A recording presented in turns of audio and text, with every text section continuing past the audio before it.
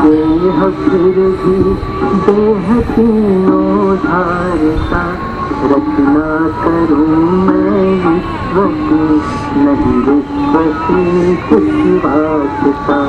करतार हूँ मैं सर्व का, यह सर्व मेरा कार्य है, फिर भी न मुझमें सर्व है। आश्चर्य है, आश्चर्य है।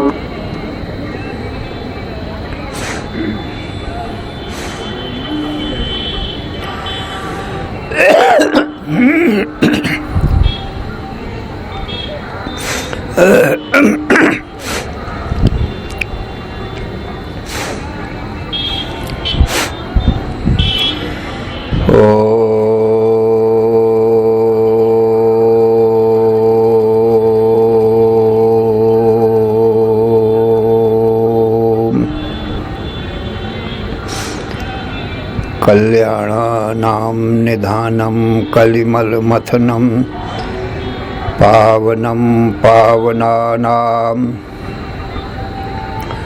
पाथेयं यन्मुमुक्षोः सपदि परपद प्राप्तये प्रस्थितस्य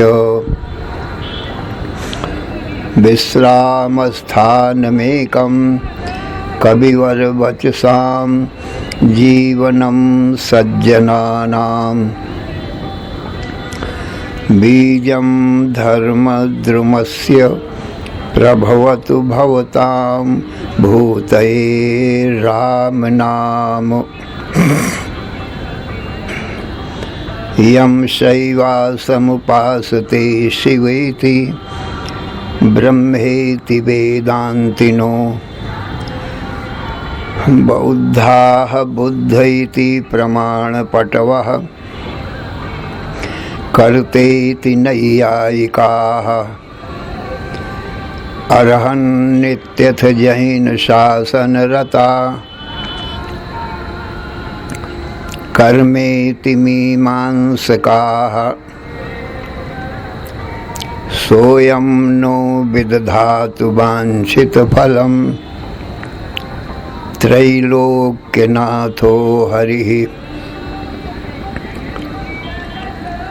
यं ब्रह्मा वरुणेन्द्र रुद्रमरुतः स्तुन्वन्ति दिव्यैः स्तवैर्वेदैः साङ्गपदक्रमोपनिषदैर्गायन्ति यं सामगाः। ध्यानावस्थिततद्गतेन मनसा पश्यन्ति यं योगिनो, यस्यान्तं न विदुः सुरासुरगणा। देवाय तस्मै नमः।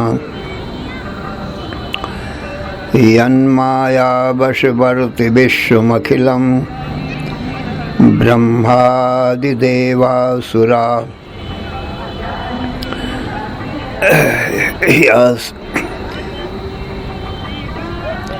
यन्मायावशवर्ति विश्वमखिलं ब्रह्मादिदेवासुरा। यत्सत्त्वादमृषैव भाति सकलं, रज्जौ यथा अहेर्भ्रमः। यत्पादप्लवमेकमेव हि भवां, बोधे स्थितिर्षावताम्। वन्देऽहं तमशेषकारणपरं, रामाख्यम् ईशं हरिं। या कुन्देन्दुतुषारहारधवला, या शुभ्रवस्त्रावृता, या वीणावरदण्डमण्डितकरा, या श्वेतपद्मासना, या ब्रह्माच्युतशङ्करप्रभृतिभिर्देवैः सदा वन्दिता। सा मां पातु सरस्वती भगवती निःशेषजाड्यापः शुक्लां ब्रह्मविचारसारपरमाम् आद्यां जगद्व्यापिनीं वीणापुस्तकधारिणीम् अभयदां जाड्यान्धकारापहाम्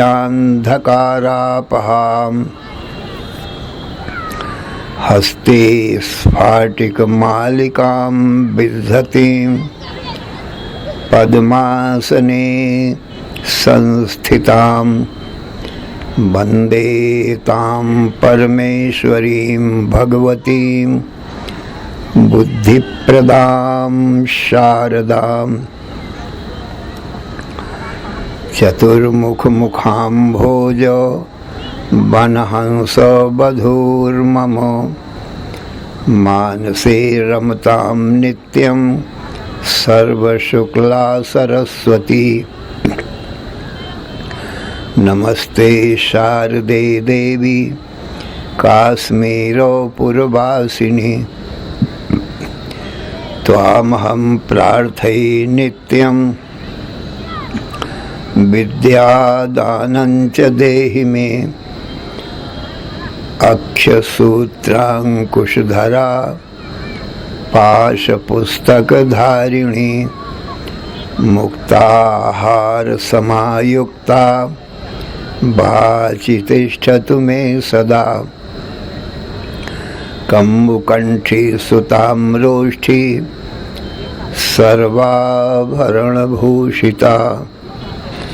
महासरस्वती देवी जिह्वाग्रे सन्निविश्यताम् या श्रद्धा धारणा मेधा वाग्देवी विधिवल्लभा भक्तजिह्वाग्रसदना समाधिगुणदायिनी नमामि यामिनीनाथ लेखालङ्कृतकुन्तलां भवानीं भवसन्ताप निर्वापणसुधानदीं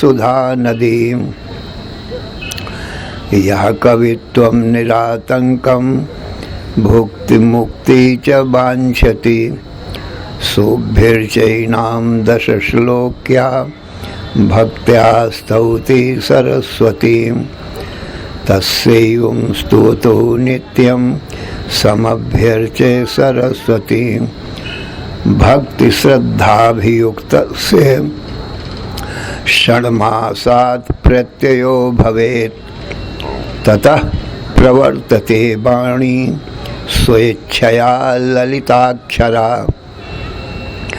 गद्यपद्यात्मकैः शब्दैः अप्रमेयैर्विवक्षितैः अश्रुतो बुध्यते ग्रन्थः प्रायः सारस्वतः कविः इत्येवं निश्चयं विप्रा साहोवाच सरस्वती। ॐ ऐं ह्रीं क्लीं श्रीं सरस्वत्यै नमः। ॐ नमो ब्रह्मादिभ्यो ब्रह्मविद्या संप्रदायकर्तृभ्यो वंश ऋषिभ्यो महद्भ्यो नमो गुरुभ्यः। सर्वोपप्लवरहितः प्रज्ञानघनः प्रत्यगर्थो ब्रह्मैवाहमस्मि। नारायणं पद्मभवं वसिष्ठं शक्तिं च तत्पुत्रपराशरं च व्यासं शुकं गौडपदं महान्तं गोविन्दयोगीन्द्रमथास्य शिष्यं श्रीशङ्कराचार्यमथास्य पद्मपादं च हस्तामलकं च शिष्यं तन्त्रोटकं वार्तिकारमन्यान् अस्मद्गुरून् सन्ततमानतोऽस्मि।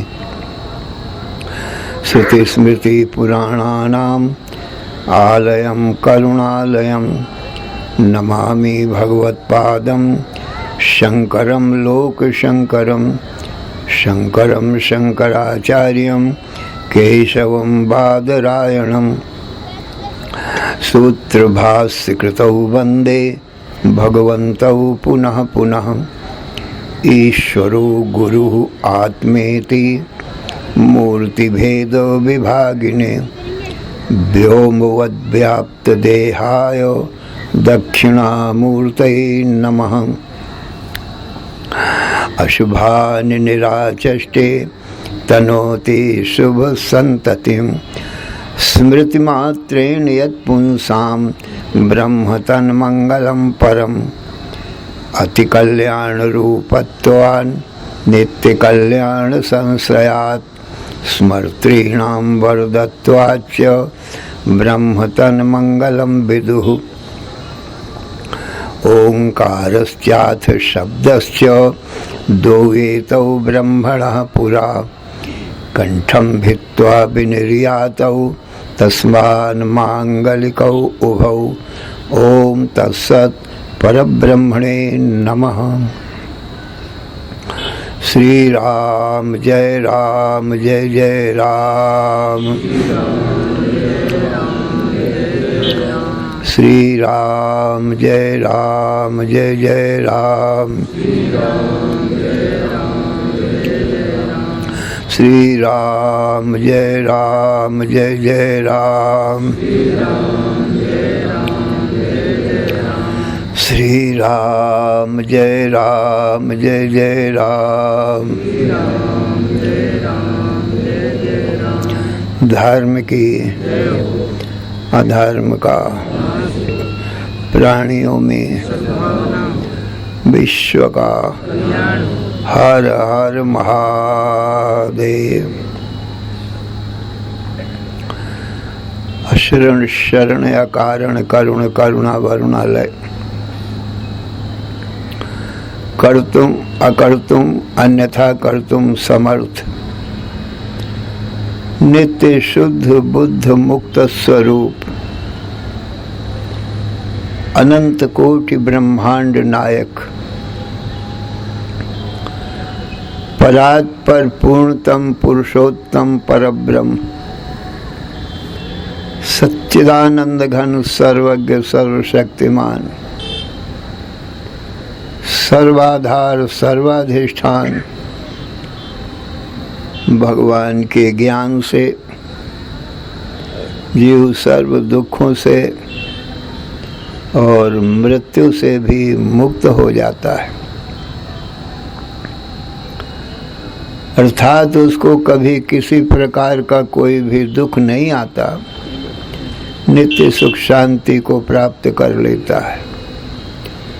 मृत्यु नहीं आती है, अमृतत्व को प्राप्त कर लेता है। इसलिए जीव को अपने परम कल्याण के लिए भगवान का ज्ञान परमावश्यक है। भगवान के ज्ञान का साधन भगवान की वाणी वेद है। सो वेद त्रिकांडमय है। कर्म उपासना ज्ञान ये त्रिकांडमय वेद है सज्जनों। इन तीनों कांडों में प्रथम कांड चरण के समान है, माने कर्म कांड चरण है, और भक्ति कांड हृदय है, और ज्ञान कांड शिरोभाग है। यही वेद बताता है। ज्ञान कांड को वेद का अंतिम भाग कहा गया है। जैसे हमारे शरीर में सबसे ऊपर अंतिम सिर ही होता है, सिर से ऊपर तो कोई है ही नहीं। चरण है, हृदय है, सिर है, तो सिर अंतिम भाग है। इसी प्रकार से वेद कहता है ये जो ज्ञान कांड है ये उपनिषद है, गीता है, ब्रह्मसूत्र है। इसको प्रस्थानत्रयी कहते हैं। ये मूर्धा है, शिरोभाग है वेद का। ऋचाम मूर्धानम यजुषाम उत्तमांगम सामनाम शिरो अथर्वणाम मुंड मुंडम। चारों वेदों का ये मुंड माने सिर बताया गया है, ज्ञान कांड।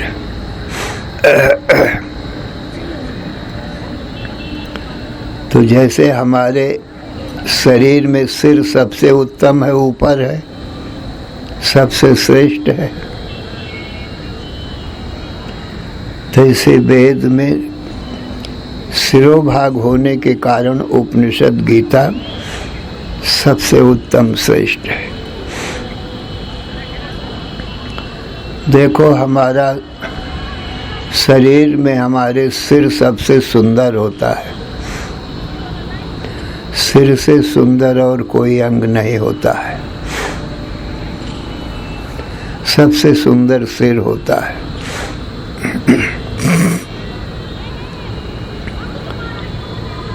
किसी कन्या का या वर का विवाह करना हो सज्जनों, तो और सारे शरीर की फोटो चाहे मत भेजी जाए, कन्या दूर हो वर भी दूर हो, तो खाली सिर की फोटो यदि भेज दी जाए तो वर और वधू की सुंदरता का ज्ञान हो जाता है, उसी से देख लिया जाता है। क्योंकि ये जो मुख है ये सिर में है, शरीर में सबसे सुंदर मुख ही है। सिर की फोटो न भेजकर बाकी शरीर की फोटो भेजी जाए तो क्या वो फोटो सुंदर लगेगी? नहीं सुंदर लगेगी। और क्या सिर के बिना बाकी शरीर जीवित रहेगा? नहीं जीवित रहेगा।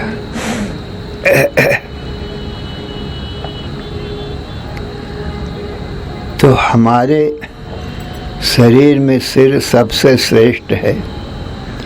ज्ञान की दृष्टि से बीच में मत आओ, इतना भी ज्ञान नहीं है।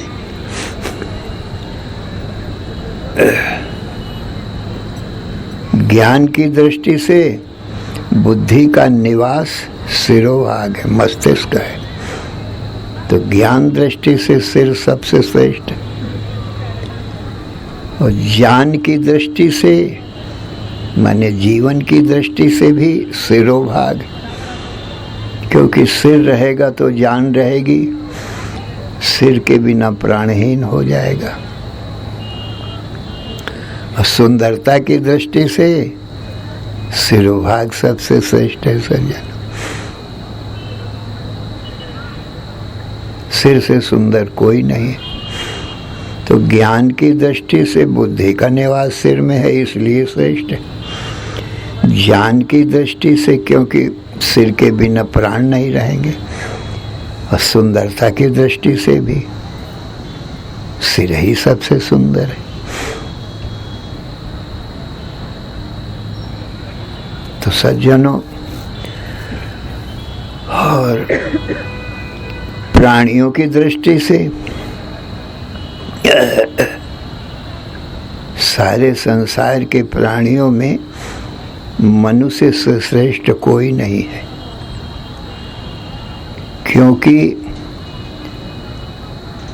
जो बुद्धि विशेष है, ज्ञान विशेष है, वो मनुष्य में ही है, और जीवों में नहीं है सज्जनों।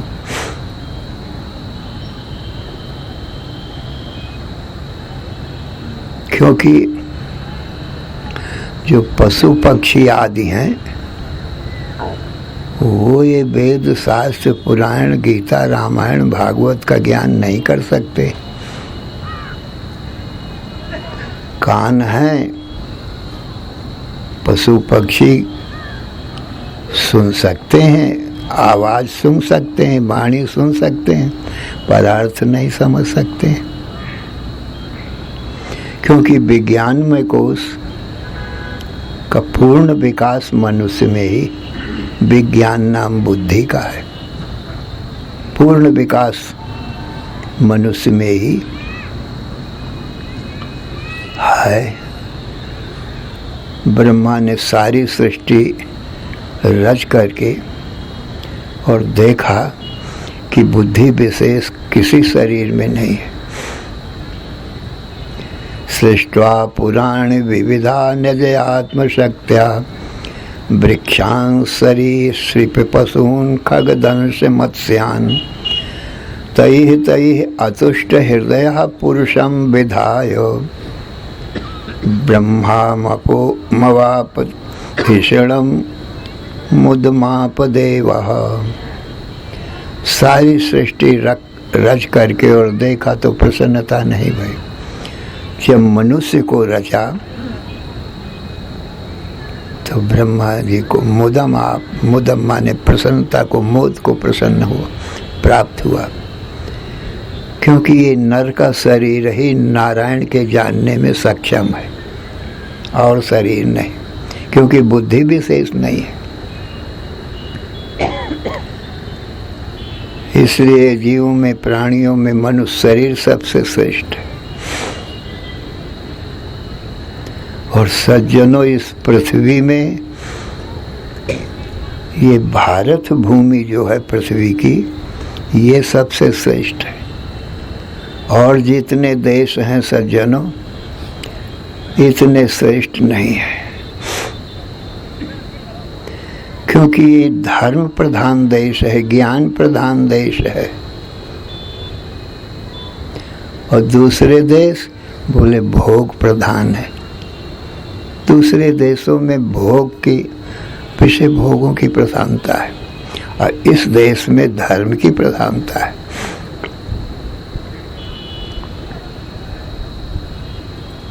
और ज्ञान की प्रधानता है। बड़े बड़े ज्ञानी संत महात्मा सज्जनों ये भारत भूमि में पाए जाते हैं।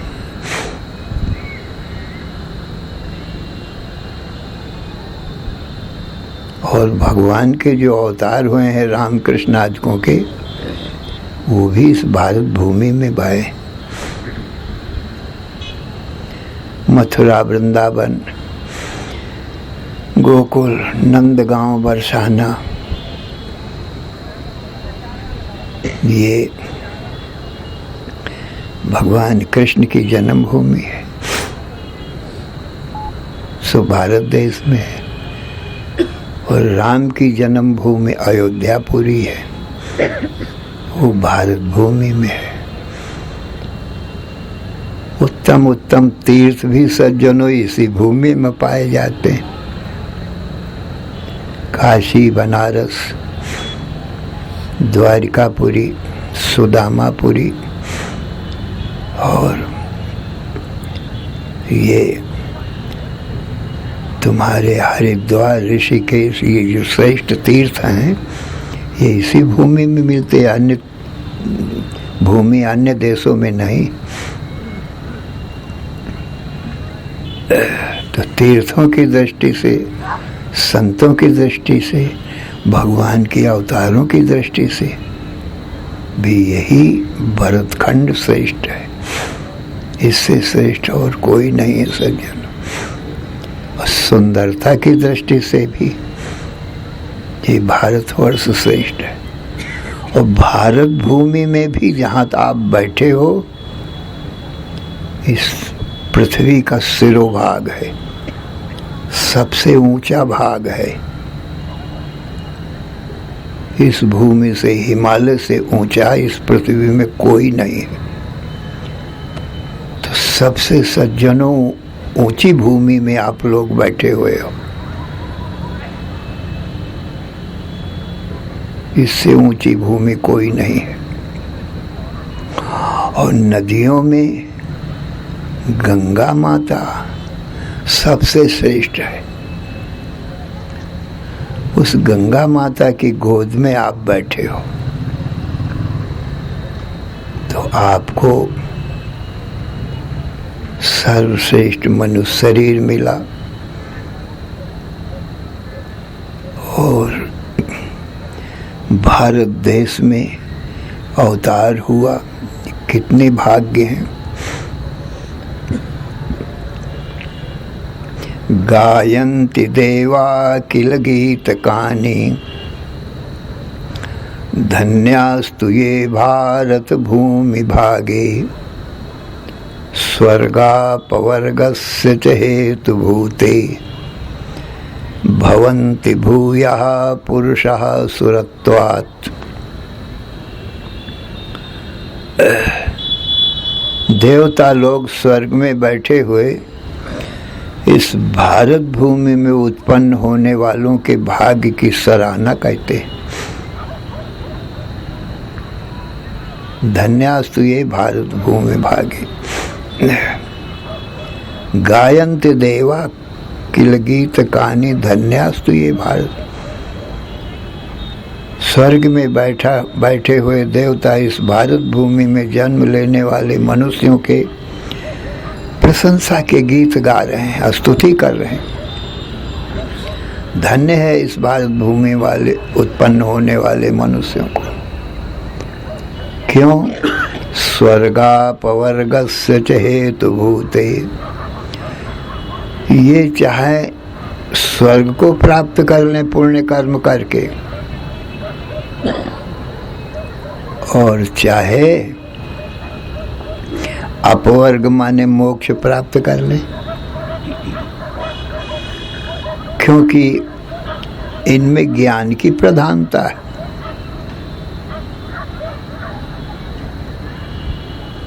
नर समान नहीं कौन्यो देही जीव चराचर याचत जेही। सकल देव मिल मनसा करही मानुष होए भव सागर तरह। क्योंकि देवों के शरीर भी भोग भूमि है, कर्म भूमि ये मनुष्य शरीर ही है सज्जनों। वो लोग पुण्य भोग करके देवता लोग और फिर वहां से गिरा दिए जाएंगे।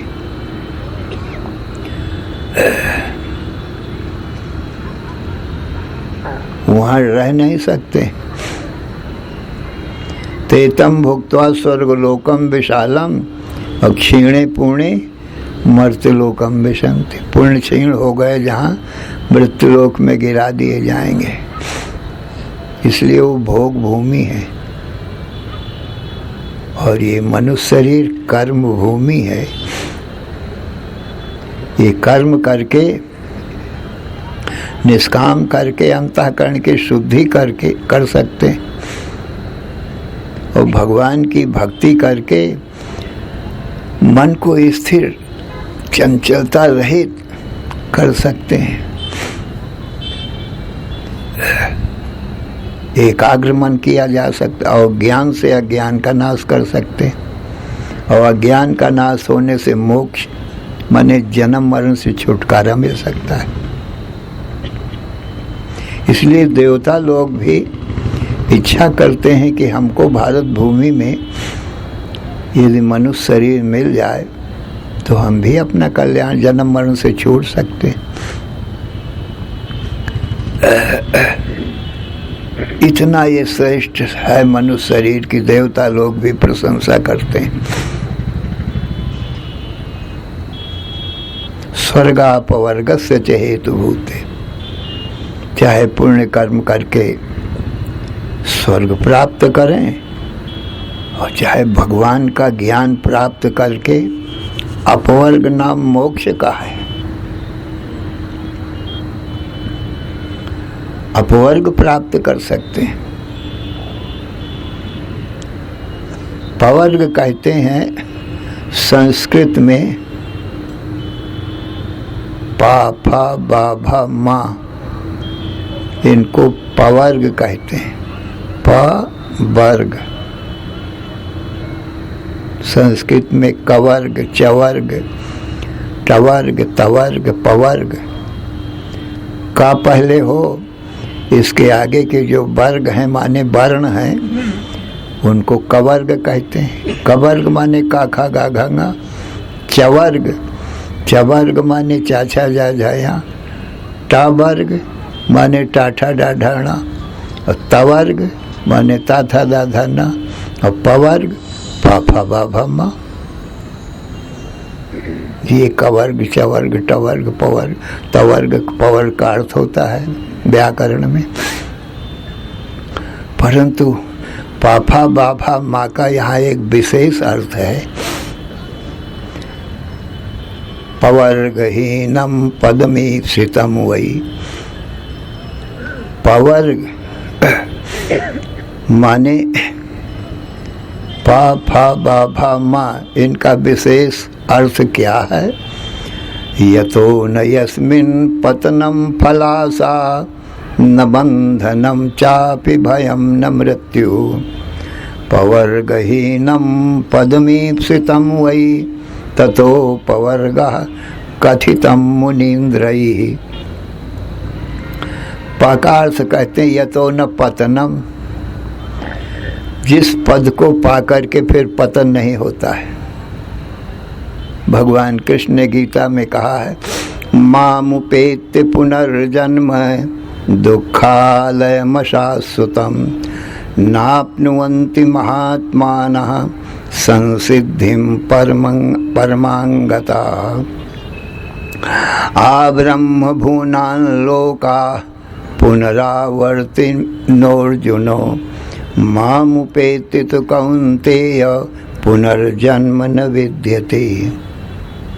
अर्जुन, मुझे पाकर के फिर जीव का पतन नहीं होता, माने फिर गिरता नहीं वो। बाकी संसार में जितने पद हैं, कोई राजा का पद मिल जाए, कोई इंद्र का पद मिल जाए, और चाहे ब्रह्मा का पद भी मिल जाए, वहाँ से भी पतन होता है। पर मुझे पा करके फिर जीव का पतन नहीं होता है, वो मुक्त हो जाता है, वो जन्म मरण को नहीं प्राप्त होता, फिर वो मेरा ही रूप हो जाता है। पाकार्थ यही होता है सज्जनों,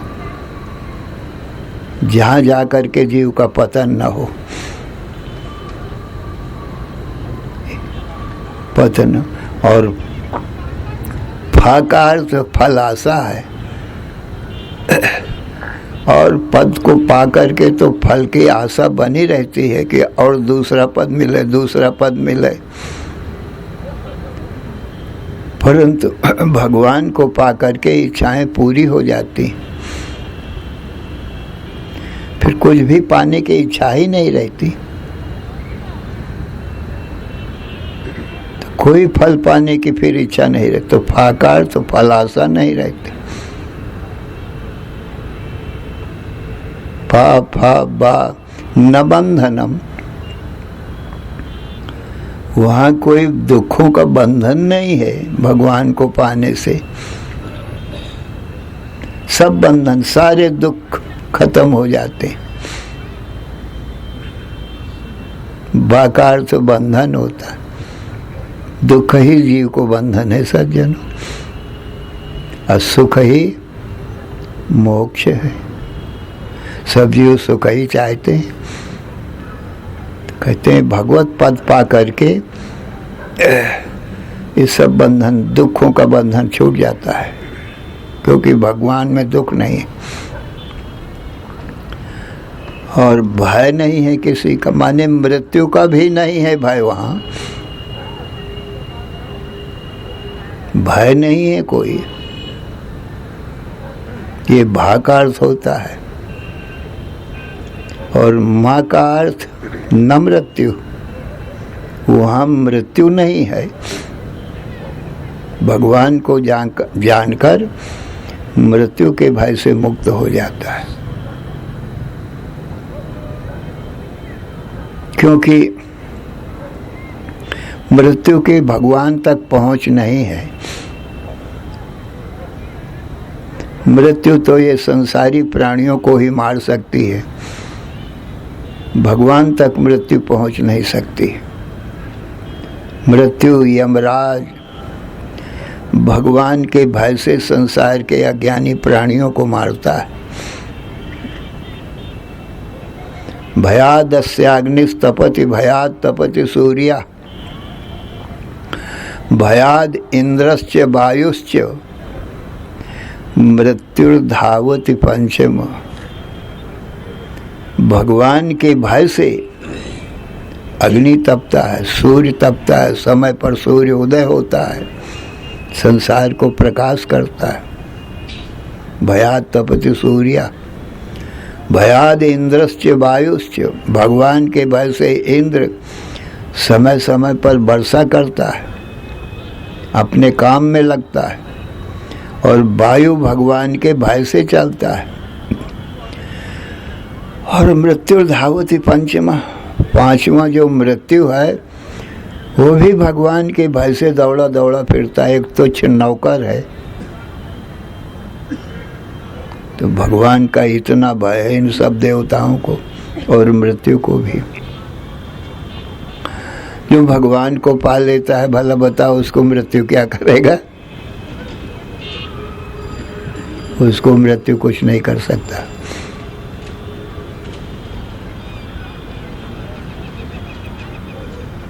तो सज्जनों, एक भगवत पद पाकर के ही मृत्यु से बच जाता है। कोई बंधन नहीं रहता है, पतन नहीं होता है, फलासा नहीं रहती, क्योंकि पूर्ण काम हो जाता है। पूर्ण काम, आप्त काम, आत्मा राम, परम निष्काम।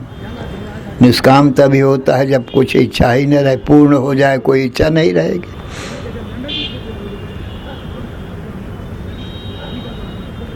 ये सब काम मनुष्य शरीर से ही हो सकता है, ऐसा देवता लोग कहते हैं। ये अपवर्ग माने मोक्ष पा सकते हैं।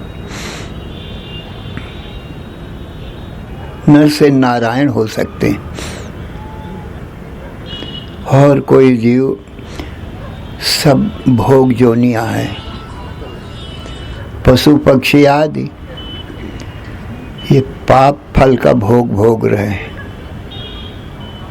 देवता लोग पुण्य फल का भोग भोग रहे हैं।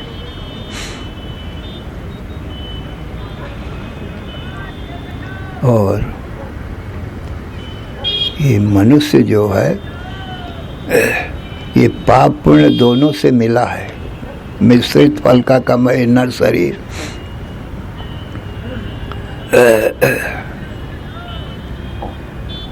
पुण्य से नर स्वर्ग जाता, पुण्य से ये स्वर्ग जाएगा, देवता बनेगा। मनुष्य शरीर में ही कर्म है ना, कर्म योनि यही है, बाकी तो भोग योनि। अब पुण्य खत्म होगा, स्वर्ग से तो गिर जाएगा।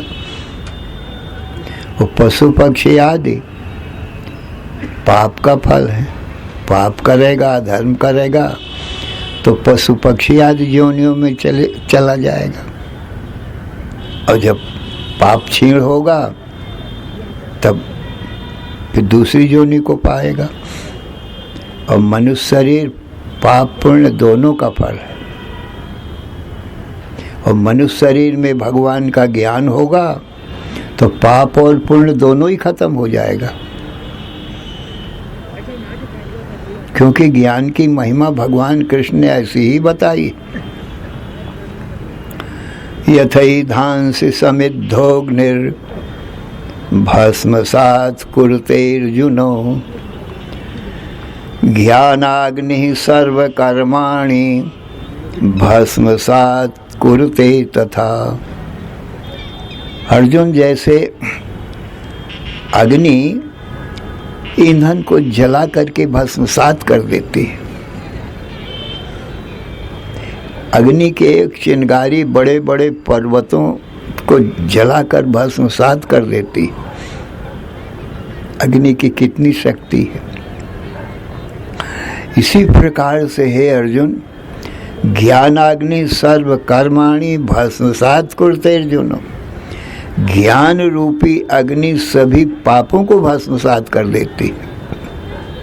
और पुण्य, बोले पुण्य को भी भस्मसात कर देती है, क्योंकि पुण्य भी तो बंधन नहीं करता है ना। पुण्य होगे तो फिर जन्म होगा, स्वर्ग लोक में देवता बनेगा। पाप होंगे तो पशु पक्षियों की योनि में जाएगा। तो दोनों बंधन के हेतु। अरे कोई लोहे की बेड़ी है तो कोई सोने की बेड़ी, पर बंधन तो दोनों का बराबर ही होता है। पुण्य है, स्वर्ग की प्राप्ति है, ये मान लो सोने की बेड़ी, पर जन्म मरण का बंधन तो बराबर है। और जो पाप है ये लोहे की बेड़ी, इससे भी जन्म होगा पशु पक्षी की योनि में, परंतु जन्म मरण से छुटकारा तो नहीं मिलेगा। पाप पुण्य जब दोनों नासें, तब पावे मोरे पुरवासें। पाप और पुण्य दोनों का जब नाश हो तब कहते हैं भगवान मुझ परमात्मा के परम धाम को ये पाएगा। सो पाप पुण्य का नाश जैसे अग्नि से ईंधन का नाश हो जाता है, लकड़ी काष्ठ कोयला का, वनों का, पर्वतों का, ऐसे ही ज्ञान रूपी अग्नि से सारे पुण्य पाप के पर्वत खत्म हो जाते। चाहे पहाड़ के समान ज्यादा कितना भी पुण्य किया हो, चाहे पाप किया हो, सब खत्म हो जाते। तो फिर जन्म मरण का कारण तो पाप पुण्य ही होता है। अरे जब कर्म ही